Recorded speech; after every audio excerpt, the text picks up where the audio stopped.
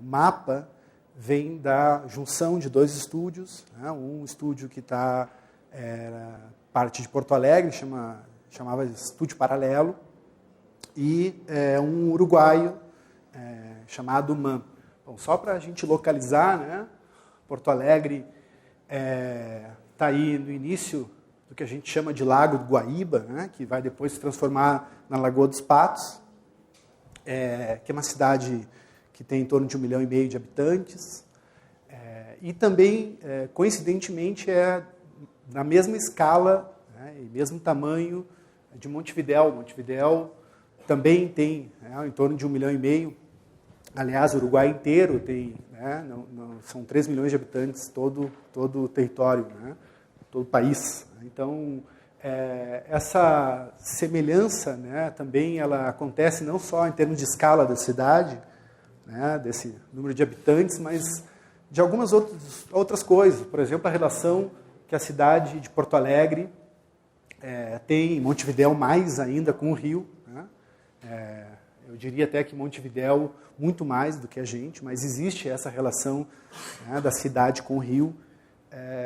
E algumas situações culturais, né? A gente, enfim, cultiva algumas coisas que são próprias lá do sul do país, né? A gente também pega um pedaço da Argentina, afinal de contas, o Rio Grande do Sul faz divisa, né, com o Uruguai e com a Argentina. Então, enfim, temos aí alguns costumes que são semelhantes, certo? Chimarrão, gosto, né, churrasco, enfim, tem essa predileção aí por algumas coisas assim. Bom, o escritório, apesar dessa fusão que o Álvaro comentou, né, do mapa, do surgimento do mapa, que nada mais surge o nome, né, por um lado, por uma coisa boba, que seria o nome do MAN, que era o nome do escritório antigo, do Uruguai, né, e o nosso mapa, Estúdio Paralelo, aí se pegou a junção MAN e Paralelo, se juntou mapa, mas o mais bacana é a história do mapa como o nome de um escritório que tem essa questão regional muito forte, de estar em locais diferentes, geografias diferentes. Né? O mapa também tem essa história da estratégia. Né? Quando a gente vai olhar um mapa de guerra, por exemplo, se trabalha em cima de mapas para explorar, etc, etc. Então, que tem a ver um pouco com o conceito assim, que a gente gostaria que tivesse escritório nessa nova etapa. Mas essa nova etapa, ela surge e ela tem, obviamente, essa questão singular. Assim. O escritório segue tendo duas sedes, vamos chamar assim. São dois locais.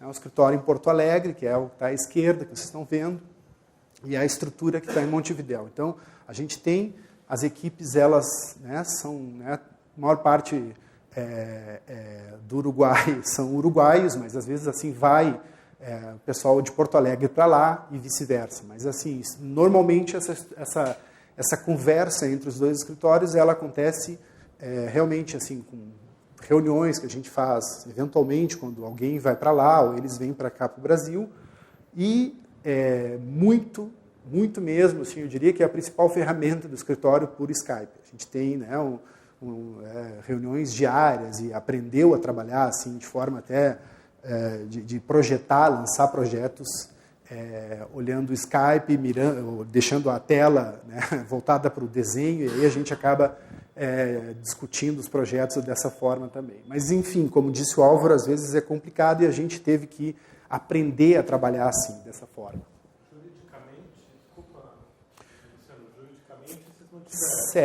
Segue tendo o escritório estúdio, segue tendo o mapa, então a nota fiscal quando a gente dá no Brasil é do estúdio e lá no... O nome fantasia que a gente acabou mudando, mas... né, Vocês não chegaram a fazer um documento, porque isso não tem como. É muito complicado, assim.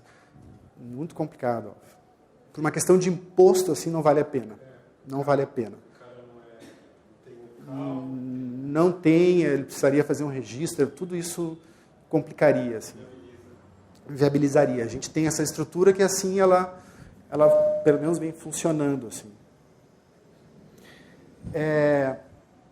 Bom, aqui um pouco do dia a dia do escritório, né? A gente esqueci de comentar, são 6 sócios, né? 3 do lado brasileiro e 3 uruguaios, e a equipe tem mais em torno de 4 colaboradores em Porto Alegre e outros 4, 5 em Montevidéu. E vai variando isso conforme a gente tem uma demanda, digamos, né?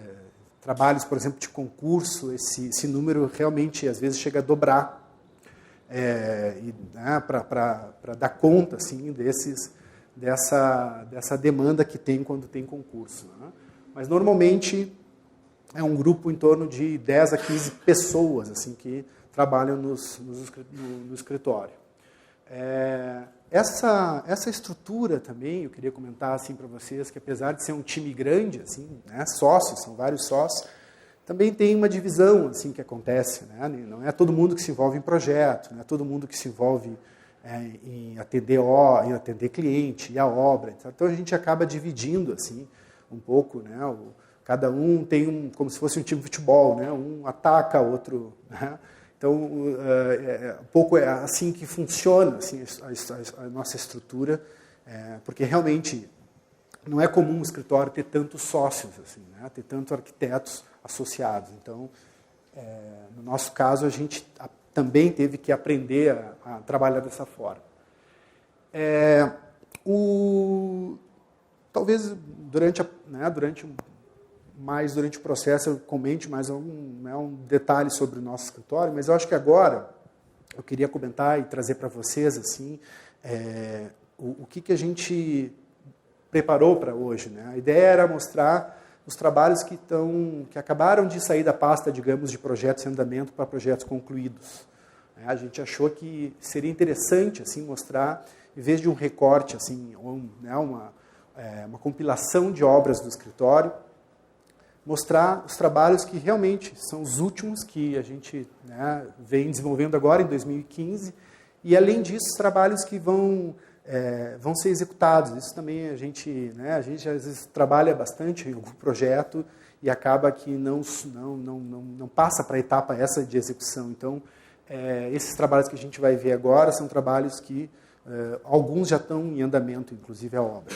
Né? E, ao mesmo tempo, eles caracterizam um pouco a estrutura do nosso escritório, assim, porque são trabalhos que estão não só em escalas diferentes, mas são temas assim, recorrentes no escritório. O primeiro que a gente vai mostrar, que a gente preparou, é um concurso. É um concurso que a gente venceu ano passado para uma expansão de uma sede do Sindicato de Engenheiros lá de Porto Alegre. E os outros as outras duas obras são obras de refúgios, que também a gente vem associado a uma construção pré-fabricada, industrializada, que a gente já vem trabalhando há algum tempo, que eu achei que era interessante trazer aqui para esse debate. E eu gostaria muito que a gente depois, assim, até vou acelerar um pouco, não quero me estender, para que a gente pudesse abrir, eu acho que é interessante para esse debate, escutar um pouco da opinião de vocês. Tá?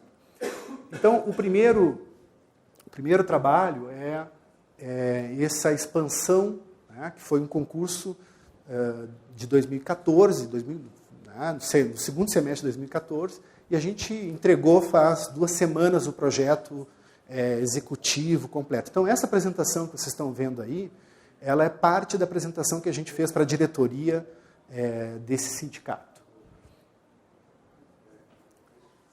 Essas são, basicamente, as estratégias que se utilizou nesse projeto. Era um projeto que tinha, né, uma metragem em torno, pedia uma metragem em torno de 7 mil metros quadrados de área, né, então era relativamente grande.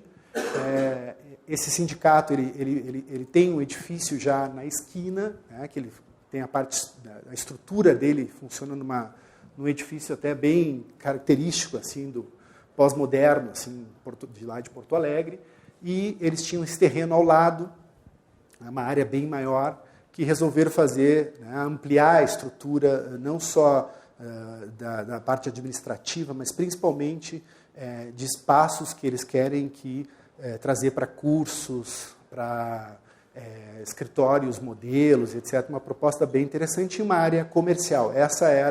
Esse era o programa básico assim, desse concurso. E as estratégias assim, foram tentando articular principalmente esse novo edifício, com relação principalmente a essa questão, né, de funcionamento da área mais pública, que a gente tentou, de alguma forma, forçar, e aí, né, bem essa palavra mesmo, que acontecesse no nível térreo do edifício, já que eles tinham essa demanda da área comercial, de um pequeno restaurante, café. A gente achou como uma oportunidade para poder colocar espaço público num edifício que é aparentemente um edifício, né, privado.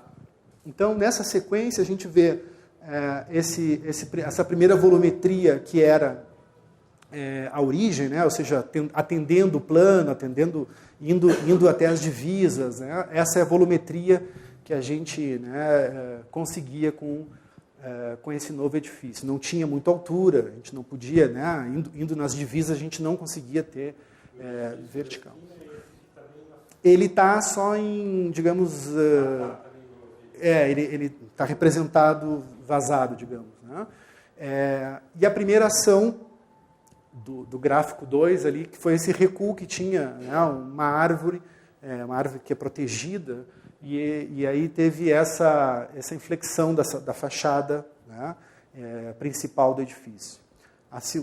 O terceiro esquema mostra um pouco de como que a ideia é essa da galeria, né, transformar o térreo em uma galeria pública e por aí fazer esse vínculo com o edifício novo, porque foi a única forma que a gente encontrou para poder vincular o nosso projeto a esse prédio, que vocês vão ver que tem uma arquitetura muito, né, peculiar. O quarto esquema mostra uma elevação da torre, digamos, de escritórios, né, que a gente acabou criando um segundo layer assim, público, que foi um espaço vamos chamar de uma plataforma, que conformou um segundo nível público que vinculado ao térreo desse edifício, que é a parte da galeria. E por último, o último esquema é um pátio, né, que se perfurou esse volume da parte administrativa, né, da planta tipo do edifício, para aí ter um espaço até de contemplação, etc., para quem trabalha nessa área dos pavimentos tipos. Então, essa mais ou menos foi, né, um resumo das estratégias desse projeto. Essa foi a segunda prancha do concurso. A gente também foi o primeiro projeto que a gente trabalhou em Revit. Então, foi todo ele desenvolvido, tanto o concurso como a entrega final, né, do trabalho. Então, foi uma experiência nova e a gente estava muito animado com isso. E aí acabou gerando esses desenhos, assim, que são desenhos que não são tão comuns, assim, mas a gente achou que passava, né, a ideia muito clara do que eram as estratégias que a gente viu nos esquemas anteriores. Então, né, em azul aí, isso é um corte, né, da esquina. Em azul, essa área pública, né, do pavimento térreo, com acesso à parte onde vai ficar restaurante, etc., alguma parte comercial, de lojas, etc. Do segundo nível, o acesso a um auditório para 200 pessoas, que era solicitado no programa, e que nasce nesse térreo, e depois, né, a gente tem o acesso dele nessa plataforma criada no segundo nível. E sobre o auditório, a cobertura do auditório, ela já conforma esse pátio que é totalmente aberto e que acaba, né, gerando esse espaço, vamos dizer assim, público dentro do edifício. Então, a ideia, como eu disse no início, era tentar trazer, né, dentro das limitações que a gente tinha, gerar um edifício que tivesse mais espaço público dentro desse contexto aí desse edifício. Essas são plantas bem técnicas, assim, né, como eu disse, já é um resumo da entrega. Então, o bacana é que ele ficou muito próximo do que a gente lançou no concurso, teve pouquíssimas modificações, assim, a parte de estrutura, etc., mas, no geral, ele ficou muito, muito fiel, né, àquela proposta inicial. Então, o edifício da esquina, que acabou configurando uma área de loja, etc., essa galeria que atravessa, que começa junto ao acesso aqui, a gente vai e passa né, atravessa o edifício, chega na outra rua, o acesso às lojas, restaurante, por aqui também. Então, tentando deixar esse espaço mais permeável possível, assim, né, com uma característica mesmo com essa característica de espaço público, de rua. Né.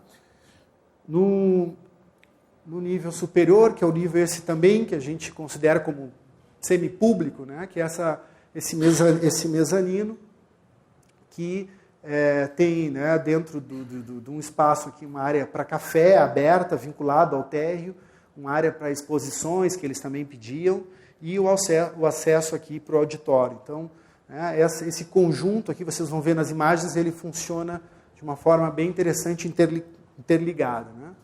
A partir daí já vem plantas do pavimento tipo. Né? Esse, por exemplo, é um pavimento bem interessante, que mostra esse vínculo aqui dessa planta com esse pátio, que fica sobre o auditório. Então, aqui é uns espaços de coworking que eles pediam, salas de biblioteca, etc., que programa mais né, de uso assim, que não é de trabalho, né, direto. Então, né, a área de circulação vertical por aqui, outra nessa área aqui com a parte de né, o setor aí de área úmida. Não era necessário tinha ligação com... Não, eles pediam só no térreo, porque os níveis do outro prédio tinham patamares assim, a planta, o corte era muito baixo, assim, então eles queriam esse com piso elevado, com forro, com ar-condicionado, não tinha como fazer essa relação. Mas eles vão manter o uso. Vão manter o uso. Bom, aqui já são plantas, né, já área de escritório, né, de oficinas, salas de aula, que ficaram voltadas para o sul. A fachada principal ela é... Opa, passei demais. A fachada principal aqui ela é norte. Cobertura, 3 subsolo de estacionamento.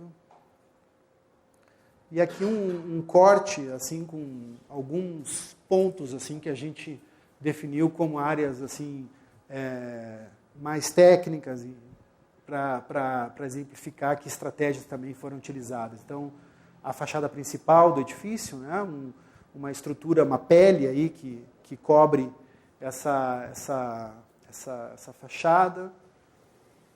E tem também uma certa relação com o edifício existente. Né? Vocês vão ver aí que o edifício existente é bem complexo, né? Para entender. Nossa, a gente nem queria sair. Mas, enfim. Não é mesmo. Então, essa foi a imagem do concurso, a gente cortou o prédio, né, o prédio deles existente. Quer dizer, a imagem do concurso não, a imagem já atual, mas foi a imagem que a gente tinha na prancha número 1, com a árvore essa que está protegida. É muito bonita, é uma figueira. E então aqui esse espaço de acesso, né, que fica totalmente aberto, também, né, aberto é essa outra plataforma que dá acesso ao auditório. Aí mais detalhes técnicos, a estrutura essa que eu comentei, né, de forro acústico, toda a parte de instalações, piso elevado, etc., bem característico de espaços comerciais, mas que tem essa relação que a gente acha bastante interessante com esse pátio que surge aí para quebrar um pouco essa questão tão forte da configuração do escritório em si. O espaço do auditório, que ele trabalha dentro da malha específica dele, né? Então, assim, o edifício todo tem uma estrutura e ali no auditório tem algo especial e a carga, né, sobre ele é menor, então a gente colocou essa praça nesse espaço. O espaço do térreo, a área essa do restaurante, né, de um pequeno comércio que ia ter, e a aproximação, então, desse térreo, né, desse hall do edifício, que era o que a gente desejava, que tivesse essa relação mais, né, de espaço público, como a gente vê, por exemplo, aqui em São Paulo, em diversos prédios que vocês têm aqui. Né? Um mezanino. A estrutura mudou um pouco do projeto inicial, que a gente tinha mais em aço, acabou indo toda ela para concreto armado, com laje nervurada. E a única coisa que a gente acabou ainda indo para um caminho de encapsular esses pilares, porque o calculista estava exigindo lá um diâmetro de, não sei, quase 90 centímetros, assim, algo muito fora do normal, assim, porque a gente tem aqui a planta tem um balanço, né, e eles, enfim, né, não tinha jeito, a gente acabou optando por essa ideia, né, de colocar um tubo metálico e aí reduz um pouco o diâmetro dos pilares, que acabou ficando com uns 40 ou 50. A parte da parte expositiva atrás, na mesma plataforma esse revestimento que vocês estão vendo em madeira aqui é o auditório, né, que nasce lá no térreo. E esse térreo envoltório é aberto, uma varanda. Todo aberto, sem fechamento. Embaixo tem uma cortina metálica que sai por trás dessa viga. E tem nessa parte aqui, a gente tem um toldo para dias assim de chuva e frio, o que quiser, pode baixar isso. Mas a ideia é realmente trabalhar com isso aí aberto mesmo. O pátio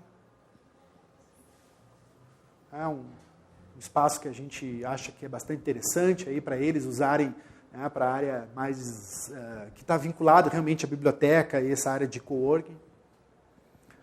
Fachada sul, que é uma fachada que daí não tem muita proteção, ela é mais simples. E aí a fachada que a gente não gostava, mas enfim, eles pediam, né? E é incrível, né?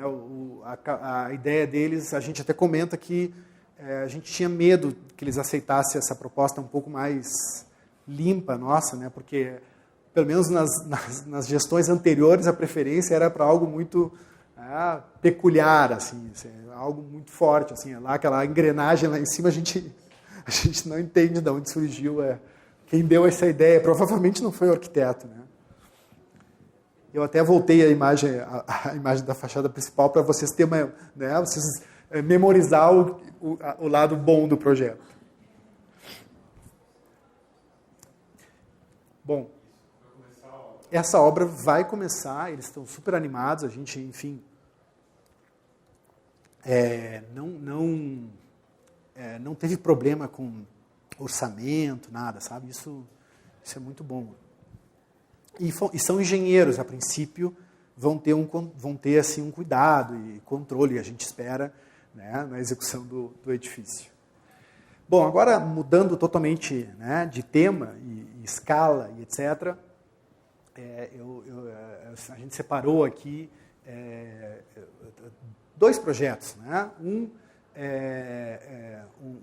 refúgio, que a gente não chama de casa, né? A gente chama refúgio porque o programa, vocês vão ver, é para final de semana ou férias. Né? Não é uma estrutura de uma casa para o uso diário. E esse primeiro está localizado no Uruguai, numa região aí que chama Pueblo Edén, que fica eles não chamam lá de região de Maldonado, vamos chamar, não sei se é região, mas enfim, que faz parte, por exemplo, Punta, né, que é mais conhecido. O interessante desse lugar por estar próximo, né, da orla, né, de Punta, de José Inácio, que são as praias mais conhecidas, mas ele fica já mais para dentro, né, do território do Uruguai. E tem essa característica aí que é muito assim, peculiar também. O Uruguai, o Rio Grande do Sul, né, ele é conformado por extensões de terra plana. Né, o Pampa gaúcho lá se estende em toda aquela região e a topografia é muito plana e por isso, né, que, por exemplo, o Uruguai, a principal cultura deles lá é da criação, né, de bovina, etc, etc. Então, essa topografia que a gente está vendo aí é excepcionalidade lá. Eles não têm, né, altura máxima que tem em Montevidéu é 500 metros, ou seja, está, né, muito baixo assim, esse relevo deles, né? Então, essa área aí desse terreno são chacras que eram totalmente assim, abandonadas, né, porque, claro, o cultivo da pecuária para essa região não serve, né? Então, é um solo ainda com pedra, etc. Então, isso, de uns tempos para cá, investidores daí de fora, espanhóis, de outros países, começaram a comprar essas extensões de terra e começaram a cultivar já há algum tempo uva, e agora, recentemente, isso é a foto que está no terreno, a foto lá do terreno, a imagem do terreno, é oliveira, né? Então, isso também é algo novo lá no Uruguai. E esse cliente, como eu disse, eles não são uruguaios, e eles queriam uma casa de final de semana sobre essa região. Assim. Então, nos pediram um projeto, viram que a gente tinha algo semelhante ao que eles desejavam, que era um refúgio que a gente fez no sul, que chama Refúgio São Chico, e pediram, inclusive, com a mesma ideia, mesmo conceito, né, com um projeto com pré-fabricação, com uma estrutura leve, em aço, etc. etc. Então, o programa também muito semelhante, né, vocês vão ver agora. O interessante foi explorar um pouco isso que o escritório já tinha desenvolvido, né, que foi essa questão da pré-fabricação e o que demanda isso, né? Eu acho que isso é importante a gente dizer, e foi por isso que eu separei, né? Esse tipo de casa, e etc., que a gente chama de refúgio, quando ele vai para com essa intenção, quando surge o projeto através da pré-fabricação, o bacana é que ele nasce, então, com uma rigidez, né, de módulos, de aproveitamento do material, de alturas, e aí tem a ver com o que a gente vai revestir, ou seja, não só o lançamento do programa em si, mas uma ideia de que aquele programa atende a questão construtiva, principalmente. Então, essa estrutura, ela tem essa lógica de ser, e inclusive esse projeto também vai ser todo ele montado em Montevidéu e levado por caminhão aí para ser montado, digamos, terminar a montagem no local. Que vantagem que tem isso, assim, em relação a uma construção que vai se fazer no local? Principalmente de mão de obra. Assim. A mão de obra para deslocar uma equipe para um lugar como aquele ermo, né, que não tem quase nenhuma estrutura para atender, né, um operário que vai trabalhar ali 6 meses, é muito complicado. Então, esse tipo de estrutura ele é bem interessante por isso, porque toda a montagem, ou toda a parte principal de montagem é feita dentro de um galpão longe, no caso lá vai ser feito em Montevidéu.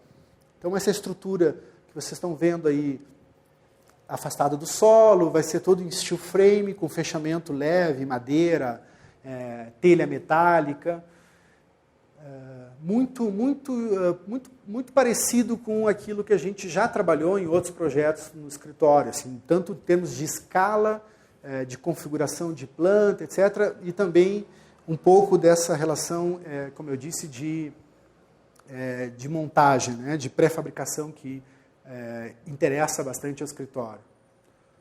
Então, aí uma perspectiva, né, desse sistema, como que vai ser, né, montado. E esse projeto já está aprovado e, em princípio, agora a construtora nos deu um prazo de 3 meses para a montagem. Então, né, no final aí de setembro, outubro, a gente imagina que vai estar já pronto isso. Aí tem mais outras imagens. Quando você fala montagem, eles fazem o banheiro, já vai tudo pronto. Tudo pronto. O caminhão leva uma parte, o banheiro, esse módulo do quarto, o banheiro pronto. Isso, exatamente.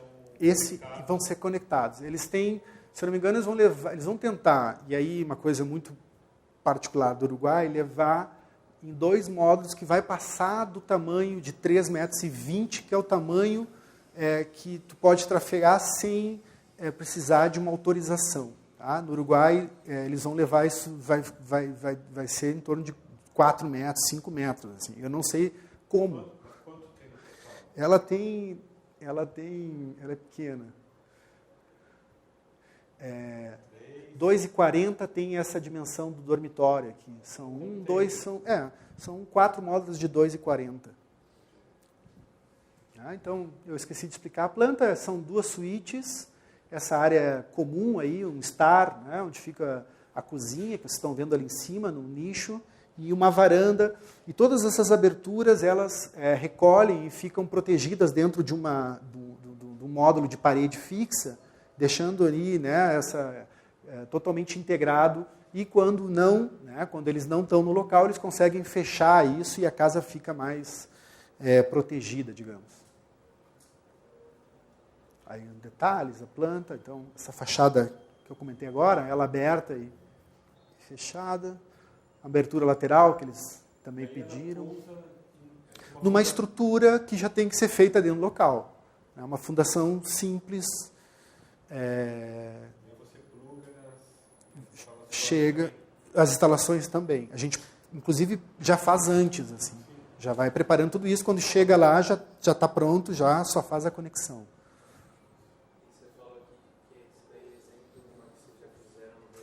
Isso. Teve. O Uruguai, no sul a gente fez, montou e deixou todos em painéis. Assim. A gente levou para o local em painel. E lá no local se montou. Nesse caso agora ela vai armada, ela vai em módulos. Né? Então vai mais pronto, né, do que a gente... E quanto tempo demora a montagem... Se ela chegar, assim, digamos, em 3 ou 4 módulos, é o tempo deles fazerem a conexão e colocar a manta, a cobertura, que é o que vai separar e tal. Mas eu imagino que, no máximo, 2 semanas. Caixilho, essas coisas assim, instalações, eu acho que aí... Mas, assim, vocês vão ver agora outros exemplos que a gente tem menor, é incrível, assim. Se ela chega pronta, é muito rápido mesmo. 3 meses. Eles nos passaram 3 meses no momento que é incrível. Isso é outra coisa. O que mais atrasa o processo é a produção de esquadrias. As esquadrias leva em torno disso, leva 3 meses. Então, o prazo que eles dão tem a ver com as esquadrias. Porque, nesse caso aí, como ela é muito pequena, ela tem 60 metros quadrados, eles poderiam fazer com um tempo mais curto, mas em razão da estrutura das esquadrias, leva mais tempo. A de São Francisco foi, mas lá a gente foi a primeira, assim, então a gente também apanhou bastante, sabe? Ela foi rápida na montagem, mas daí na fábrica, digamos, mas quando a gente foi levar lá para montar, aí a gente teve vários contratempos, assim, não foi tão assim, rápido. Oi.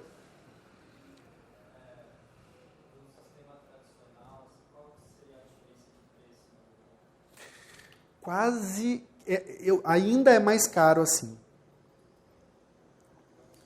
É mais caro. Eu te diria que, não sei dizer quantos %, mas a gente sempre faz essa relação quando chega o orçamento e fica mais caro.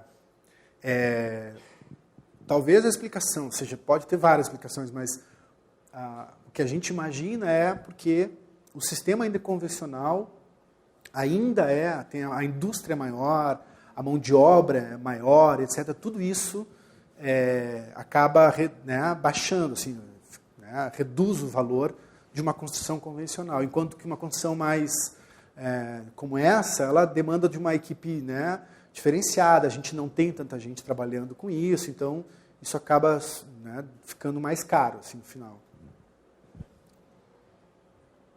Então essa é a imagem final, a telha também, igual que a gente usou em São Chico, que é uma telha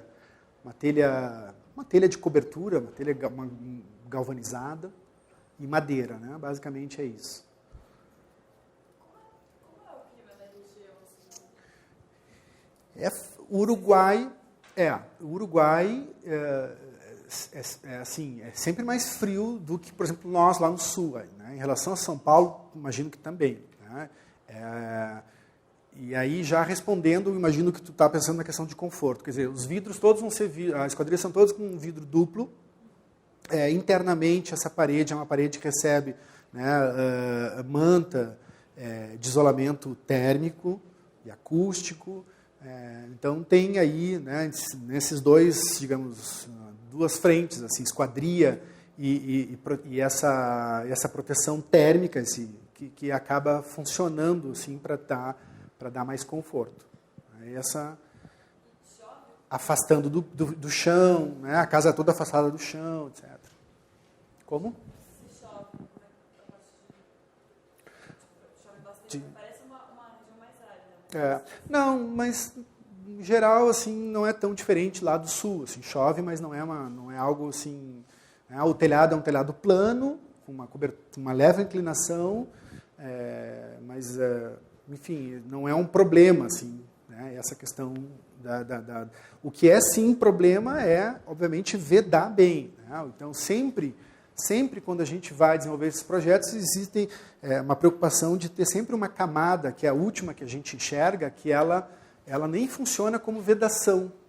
Essa telha que vocês viram ali, ela praticamente ajuda no conforto, porque ela forma um colchão de ar, né? Ela está afastada, mas o material que veda, que faz a estanqueidade, está atrás dela.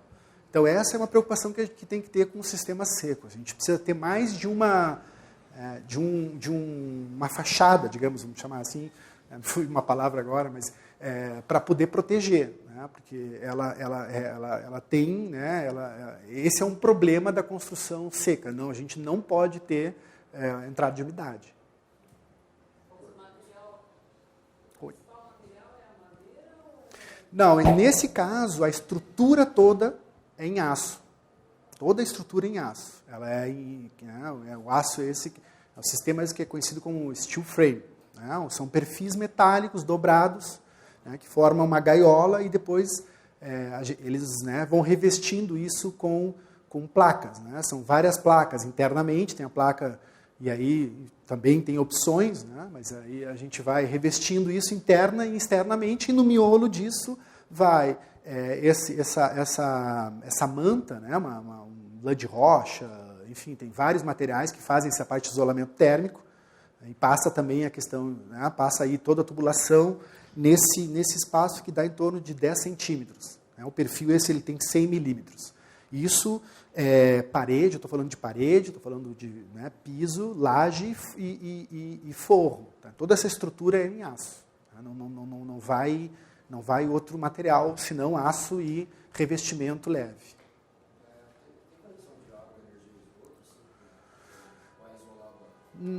Independente.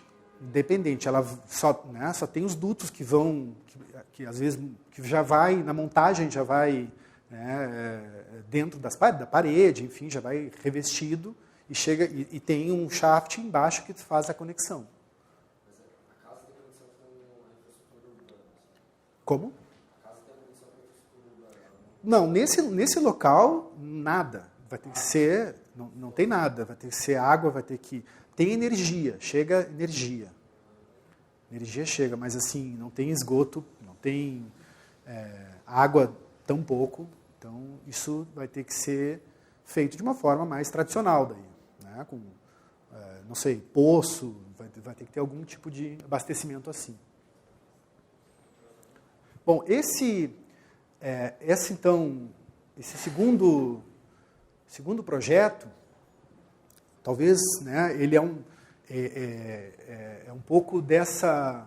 Surge um pouco sobre esse material que a gente viu, né, e que, enfim, eu não trouxe aqui, mas a gente tem uma série de casas, refúgios como esse que vocês viram, e em 2009 a gente acabou investigando, né, uma outra forma de atender, digamos, esse cliente que chegava no escritório com essa demanda. de uma casa mínima, uma casa com dimensões mínimas, para passar a temporada ou final de semana.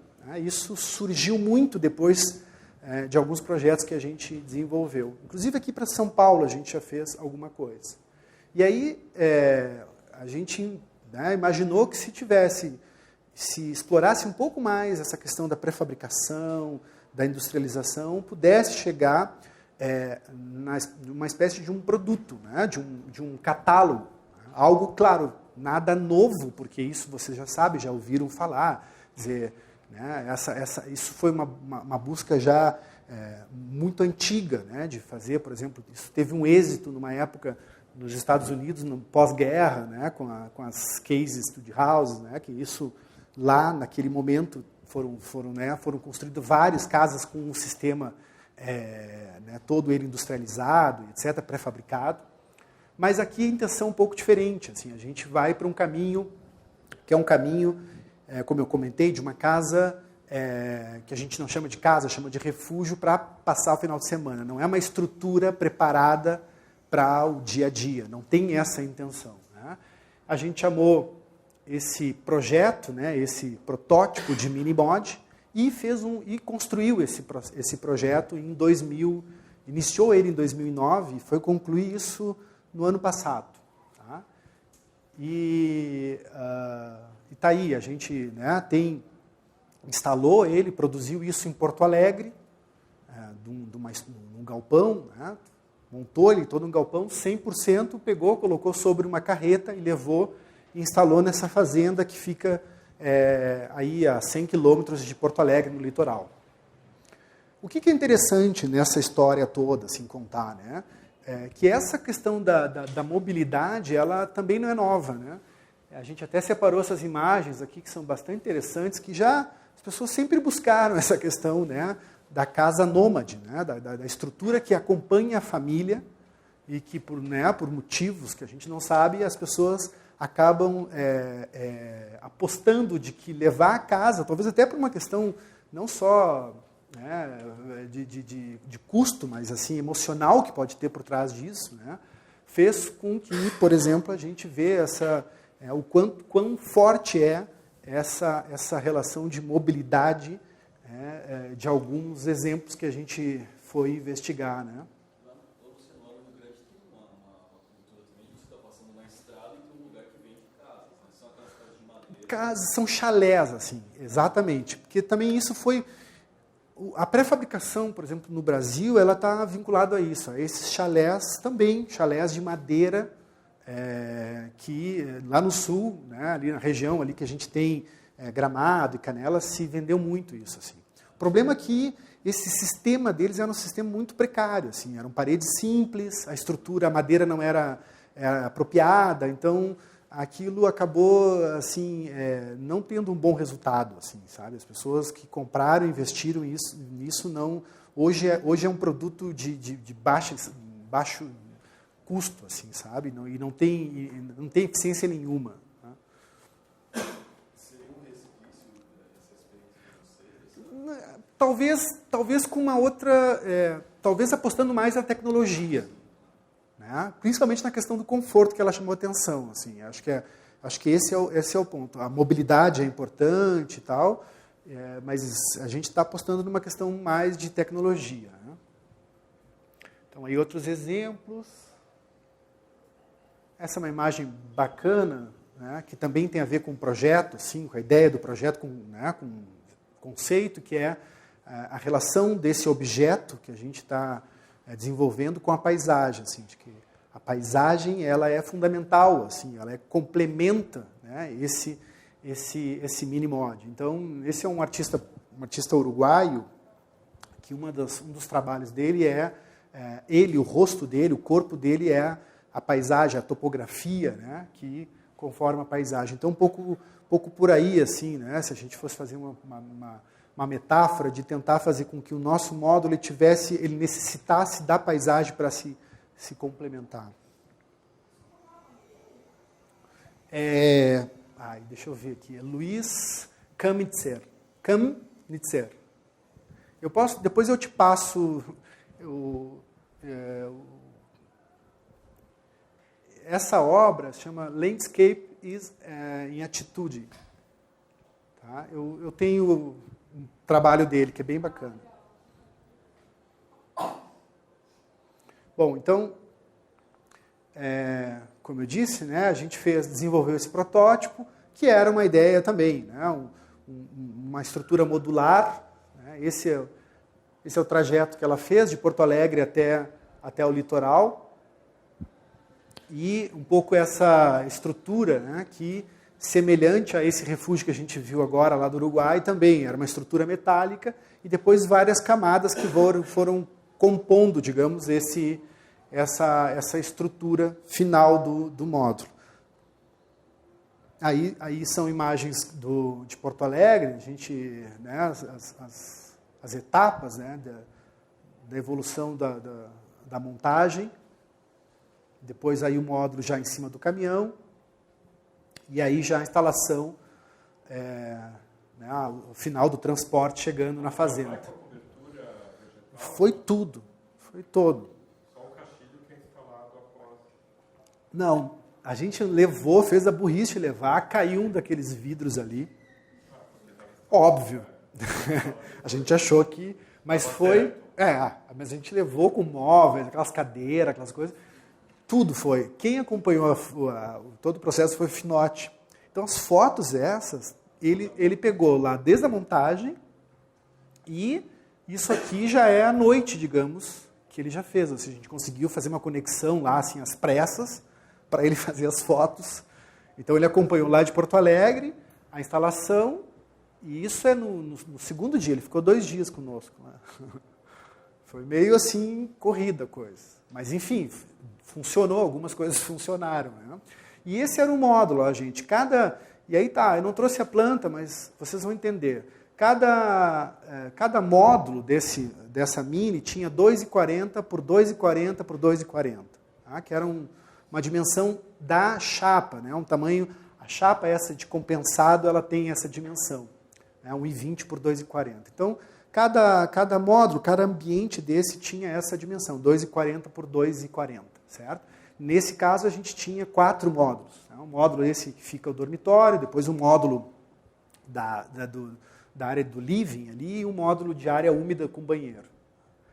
Mas, enfim, tinha, como eu disse, né, a intenção era um pouco deixar com que essa paisagem assim, fizesse parte, né, e ampliasse, digamos, e desse essa experiência assim, de viver num lugar tão natural, né, numa estrutura, e o habitar né, explorar um pouco isso. Essa era a imagem da área da ducha, que as pessoas perguntam, mas era aberta, era isso para as fotos, mas depois se colocou uma cortina e tal, as pessoas podem tomar banho sem precisar, né, passar por nenhum desconforto. Assim.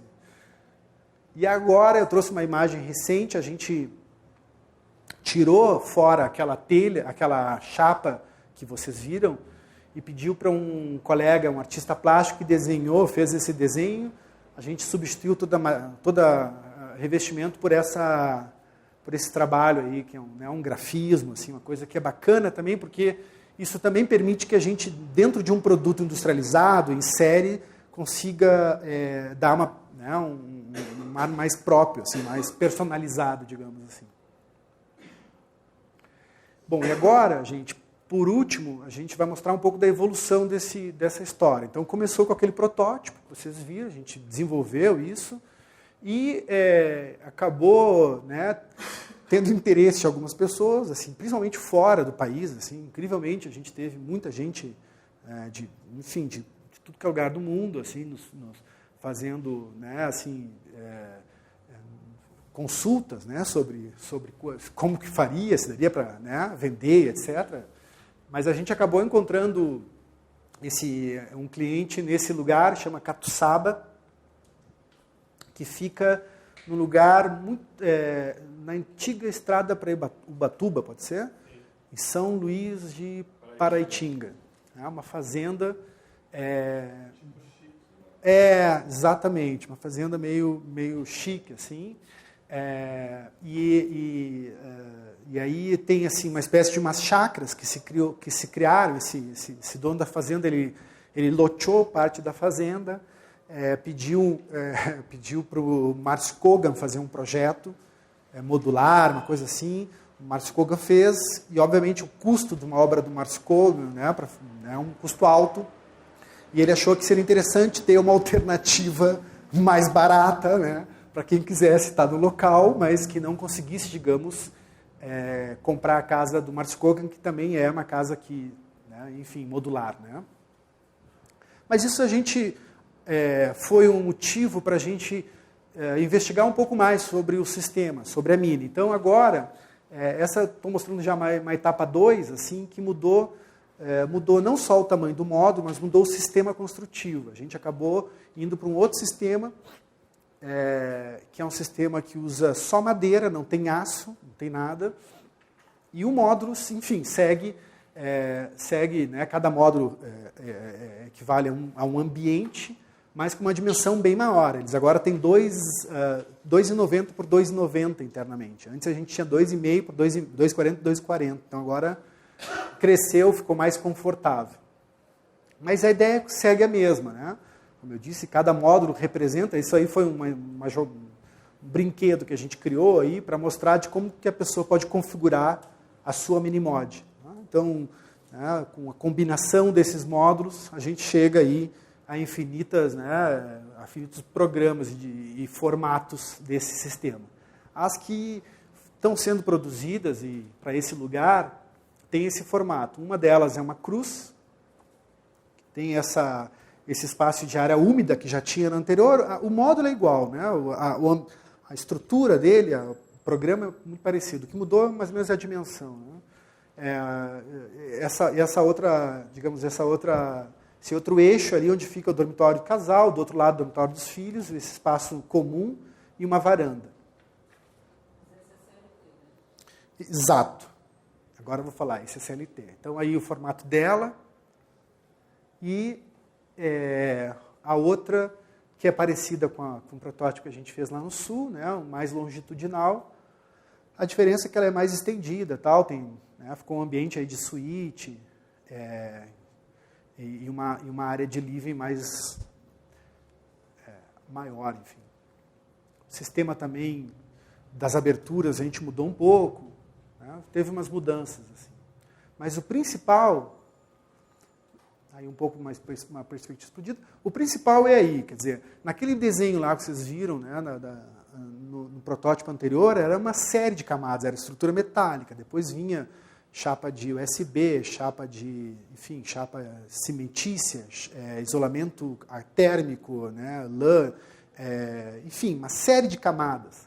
O que tem de diferença nesse agora? A gente está usando, substitui isso por essas paredes maciças de madeira. Né? Isso chama, é um sistema, assim, uma sigla, né? Chama CLT, que chama Cross Laminated Timber, que usa um pinos nosso aqui, e através de uma combinação de camadas, ele vai criando essa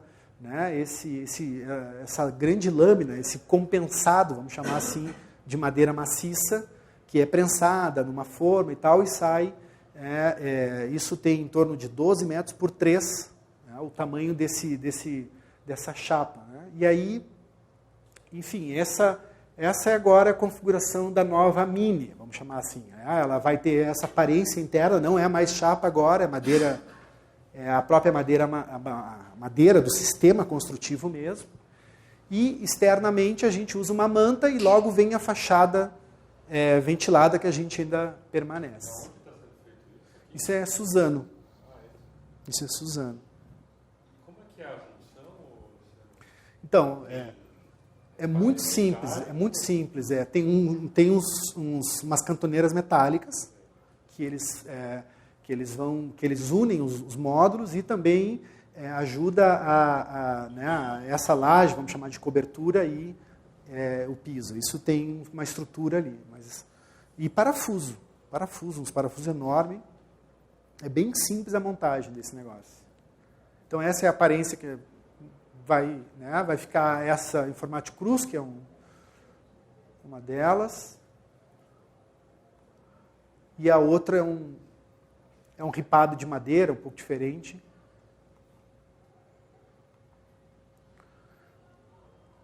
Isso vai ser para alugar ou para vender? A ideia é assim, como a estrutura lá é um hotel, são clientes particulares que quando eles não estão utilizando, fica para locação, digamos. Como isso, exato. E a intenção, assim, a ideia no final desse mês é fazer já o transporte e tal, e instalar, porque elas já estão praticamente prontas. Assim. Essa fábrica é em Suzano. É CG Sistemas. Sim.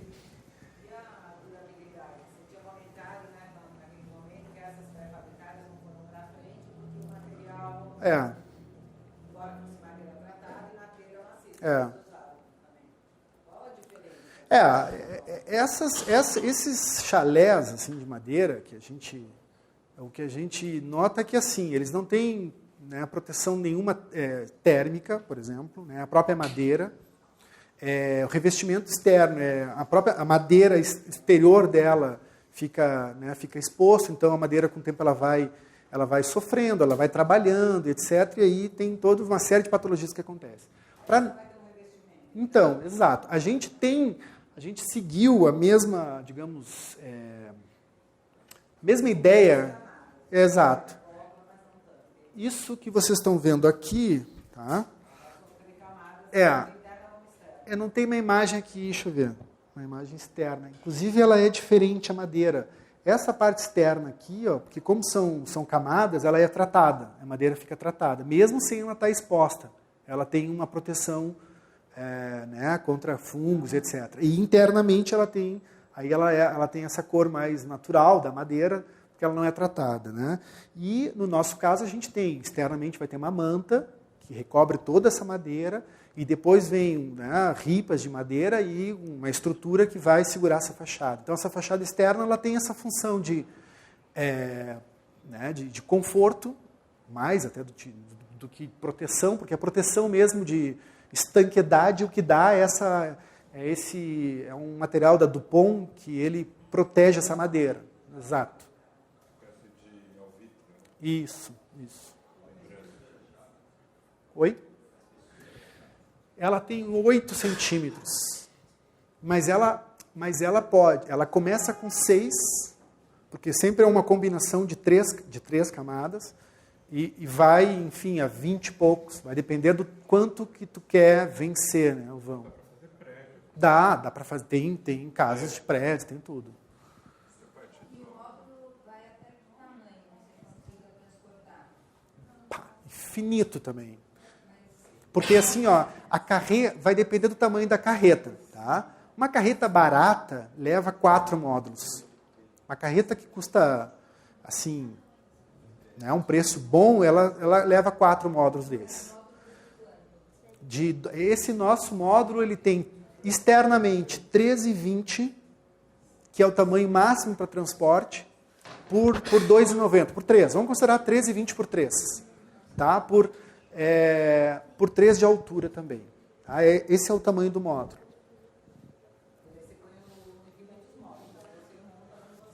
Bom, pode montar a configuração, sim, ela é livre. Assim. Isso. Exato. Mesmo padrão. A gente tem até assim, quer dizer, tem acabamentos assim, internos, que a gente entrega a ela também, a ideia é que a pessoa receba isso pronto. Então, assim, já vai com todas as instalações, com a parte do lavabo pronta, pia, móvel, tudo isso vai pronto. A pessoa não precisa estar depois comprando coisas. Então, esse negócio chega pronto para eles. Então, e aí tem uns acabamentos que a gente pode variar, mas basicamente é isso. Personalizar, exatamente.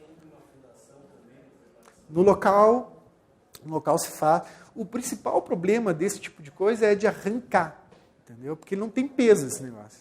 Pesa menos que sei lá, uma caminhonete, assim. O que tem que ser feito algo para ela realmente ancorar, que esse é o problema, né? De um vento, de uma região, imagina uma área, né, que tem uma incidência de vento, pode ter problema se ela estiver só apoiada. Mas não tem. A fundação é algo mesmo para não... É como se fosse uma âncora, entende? E nesse caso, o interessante é que esse cliente aí também, enfim, né, tem toda uma ideia lá deles não, né, de sustentável, etc. E eles vão usar energia solar. A gente até não queria, porque isso vai acabar gerando umas placas em cima e tal, que não era a ideia, mas enfim. Né, são 6 placas solares que vai gerar aí a parte de... que a iluminação também é mínima, uma geladeira, uma frigobar, então isso também eles vão ter. E ela vai ter 100%, não vai ter energia elétrica nesses 2 modos, até porque é complicado mesmo. Você fica em cima do morro, é muito complicado chegar com energia lá. Incrível. Mas é isso, gente. Carlos, quer fazer pergunta? Era só para esclarecer.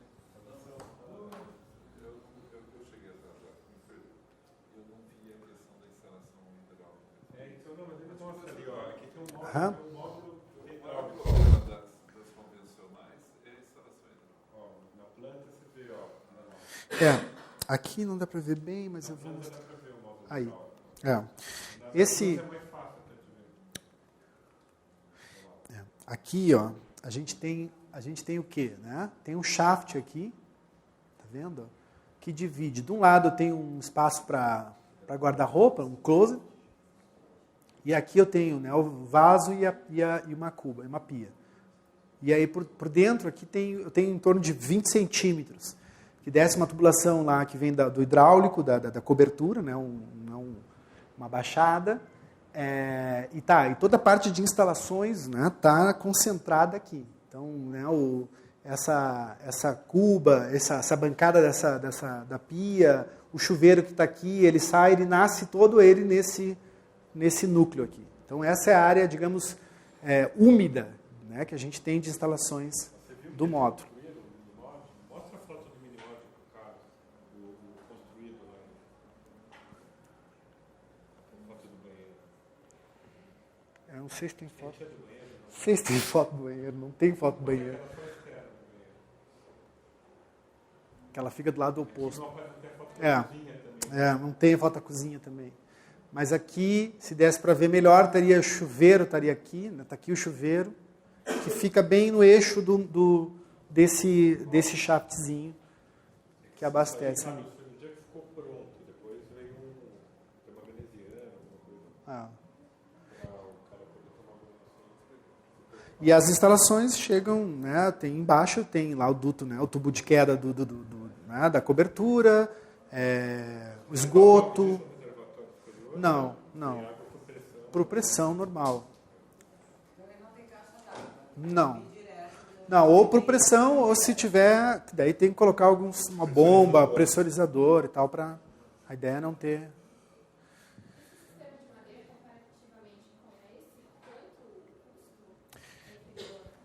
Ele é mais...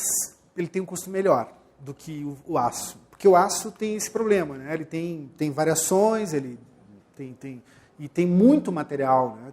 Tem mais mão de obra também envolvida. O pessoal que faz...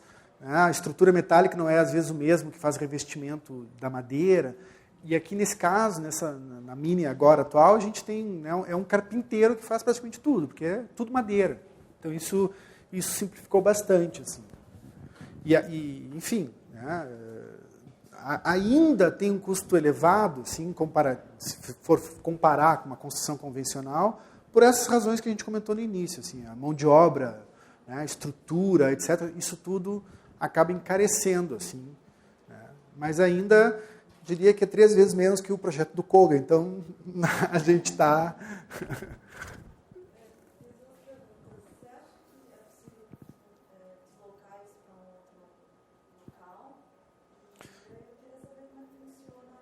Essa parceria entre vocês, desde a concepção até a execução, Sim. Não, com relação a deslocar, da mesma forma como a gente monta ela, é possível, né, realmente levar para outro lugar.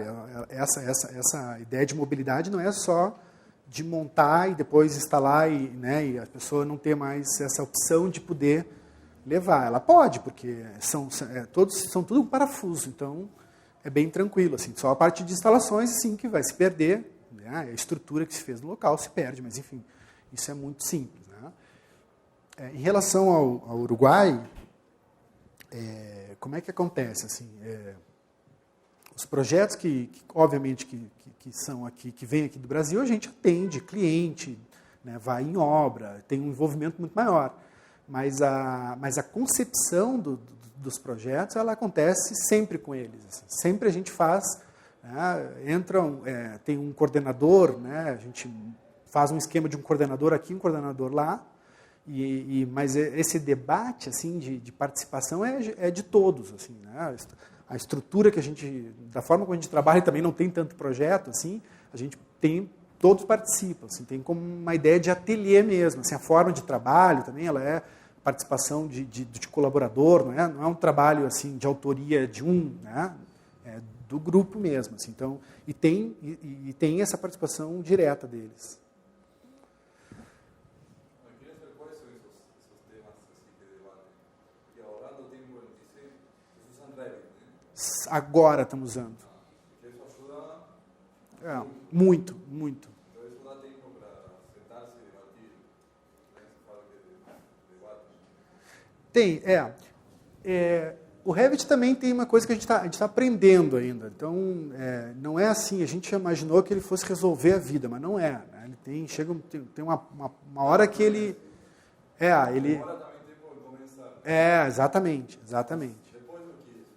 Porque obviamente que para esse sistema, e aí qualquer programa, né? Para esse sistema que é repetição, no momento que tu faz um módulo, né, e tiver que combinar outra vez aquilo, é muito fácil. Então, realmente, nesse ponto, ele é bastante importante. Mas respondendo um pouco, não sei se eu entendi bem a tua pergunta, mas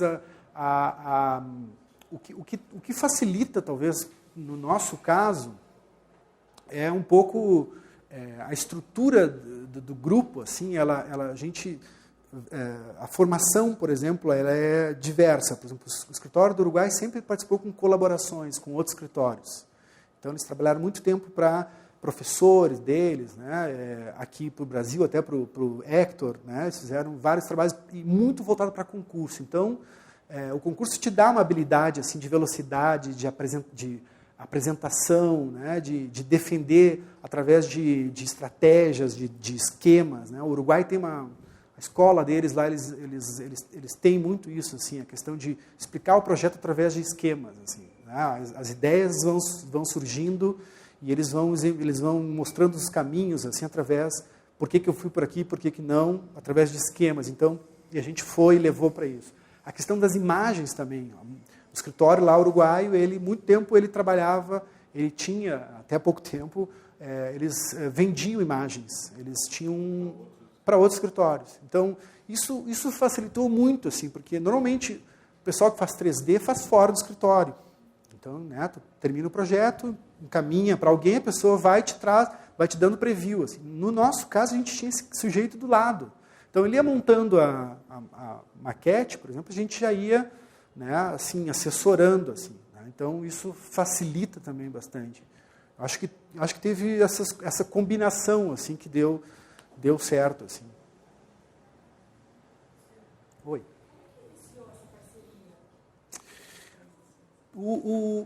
Em geral, as escolas, todas elas lá no Sul, fazem intercâmbios com o Uruguai e a Argentina, principalmente com o Uruguai. A escola do Uruguai ela é mais forte assim, nessa relação. Então, convidado o professor para participar de banca final, os seminários. No Uruguai tem uma série de seminários que eles fazem de arquitetura todo ano.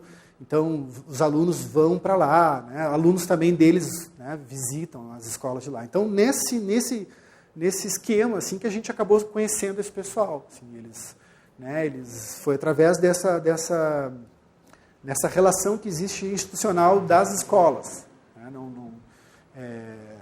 E foi uma coisa maluca, assim, porque no início não tinha essa ideia de montar uma estrutura e chegar hoje a ter uma fusão de 2 escritórios. A ideia foi como por amizade, assim, né? E não tinha essa pretensão nenhuma, porque nem a gente não, quando iniciou, não sei nem se o Skype já era tão evoluído assim, mas pelo menos assim a velocidade, essas coisas, né, hoje, né, evoluiu bastante isso, assim. Então a gente faz hoje reuniões, etc. Isso facilitou bastante, né? Mas foi de uma forma sem um plano, entende? Né? Surgiram concursos, eles faziam muito concurso, a gente também participava de alguns, aí fez deu certo, assim, né? A gente chegou a ganhar alguns concursos juntos, então aí se notou. O primeiro foi o CREA, importante, está construído. Também é pré-fabricado. Também tem uma ideia da pré-fabricação. A gente ganhou alguns que não foram adiante, tivemos próximo, assim, de... Né, isso é uma coisa interessante, porque pela equipe ser grande, a gente tinha a gente conseguiu, assim, teve anos assim que a gente fazia mais de um concurso ao mesmo tempo, assim, sabe? E ainda tinha os trabalhos assim particulares do escritório. Assim. Então, essa equipe assim meio multidisciplinar assim acabou ajudando nesse ponto, assim, porque um ia em obra, outro atendia cliente e o restante ficava desenvolvendo projeto de concurso. Aí aconteceu essas...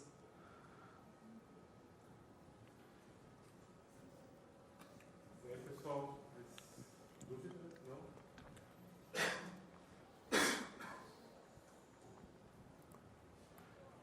Bom, e já adianto, assim, convite para quem for a Porto Alegre e a Montevidéu.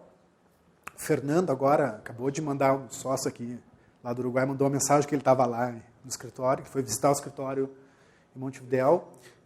O escritório de Montevidéu está numa localização bem melhor que a nossa, eles estão na orla, assim, e é um prédio modernista bacana, que o escritório deles fica no térreo. E tem... O Fernando estava lá no escritório agora.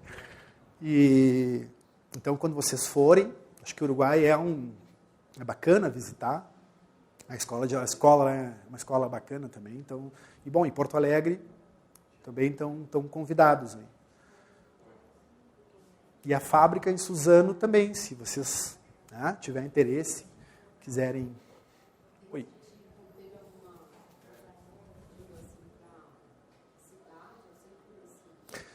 Teve gente um sujeito em Brasília e outro, se não me engano, em BH, que queria usar. Mas assim, não dentro da cidade configurada, assim, né? Assim, em bairros residenciais mais afastados. Em Brasília, não sei em qual região que é, mas não era... Mas a maior parte que a gente viu, assim, são pousadas, alguém que já tem uma estrutura de uma casa que é muito grande e que agora quer algo menor, sabe? Essa região aqui, na Serra, aqui, quem vai para Minas, aqui em São Paulo, tem muita gente que tem área e que às vezes não compra com uma intenção de um dia fazer a casa e acaba não tem tempo para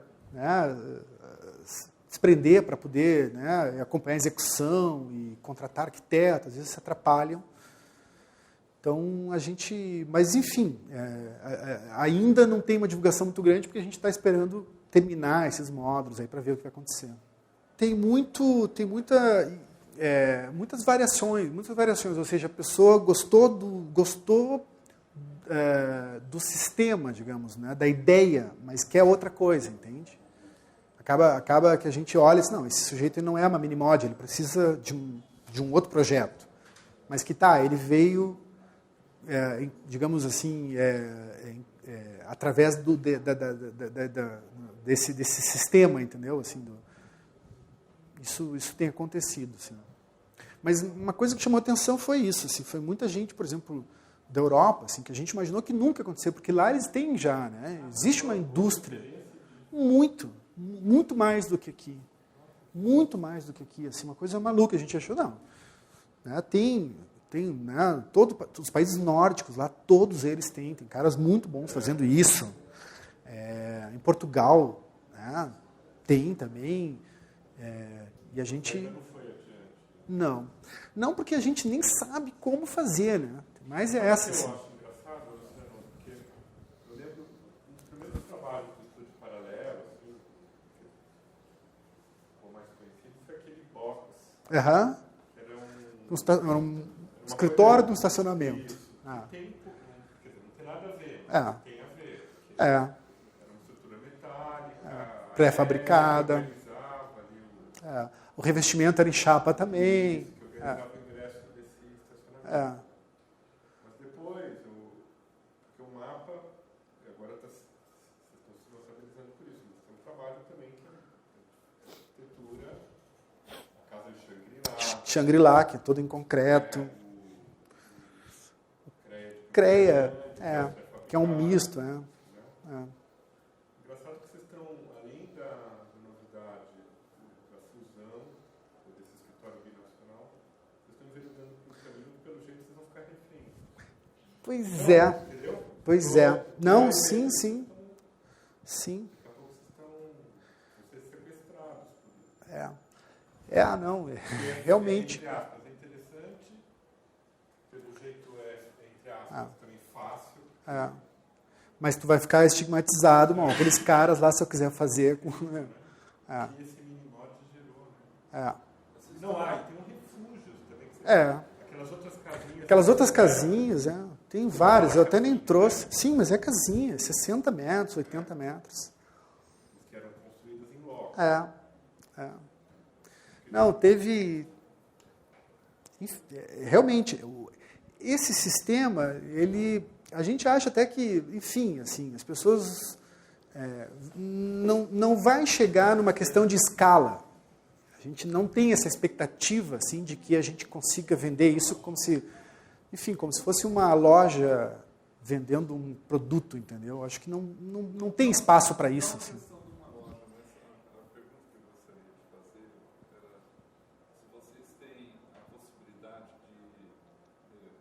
que o custo Com certeza.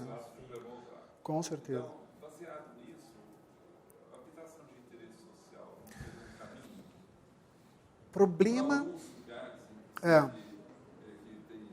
Problema é que construção, habitação social no Brasil... Não, no Brasil se investe muito pouco, né? Muito pouco, assim, é baixíssimo custo. Com certeza seria. Né? Mas ela está indo para um outro lado, está indo por esse lado mais né, de sofisticação. As pessoas estão comprando, né? A gente andou fazendo umas coisas meio malucas, de um cara que quer fazer um hotel, sabe? Umas coisas assim. Então, não, infelizmente, mas seja, toda a indústria, ela poderia ser, com certeza, assim, parceira para um projeto sério, né, de habitação social.